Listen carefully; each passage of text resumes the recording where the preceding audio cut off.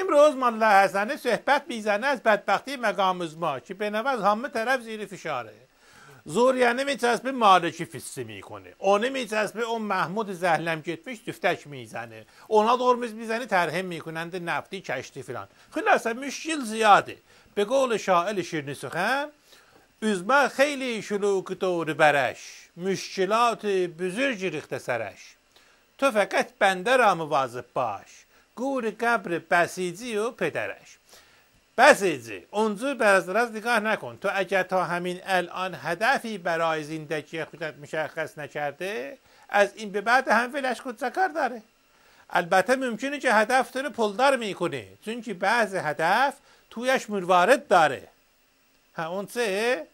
اون هدف نیست، اون صدفه. این هم از اشکال هدفه که تویش موارد هم نداره. بدبختی بینوا.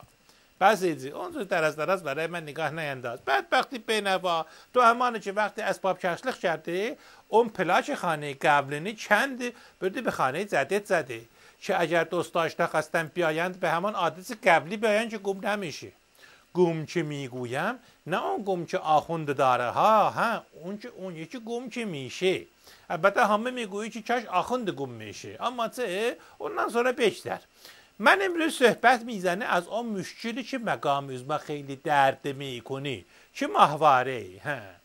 بسیجی هر زاد دش دیدی حمله میکنی میشکنه. دیش میگویم نه این دشا، این دستی فارسی اون دندانه، نه اون نه، اون یکی دیش. البته این یکی دیش را هم میزنه میشکنه، اما اون دیش خطری برای نظام، چون که با اون شبکیه ماهواره وصله. ماهواره خوب داره بد داره. ماهواره نظام خوبه، محارب باشه بد. یعنی چه؟ اون ببین که با اون ماهواره چه کار میکنه. مثل چاقه، ممکنه چاقه میدی دست جراحه میکنه بی خود بی جهت لهو لعب. ممکنه چاقه میدی دست بسیجی حمله میکنه، قشنگ تظاهرات در هم بر هم میزنه فلان. او دا اونا.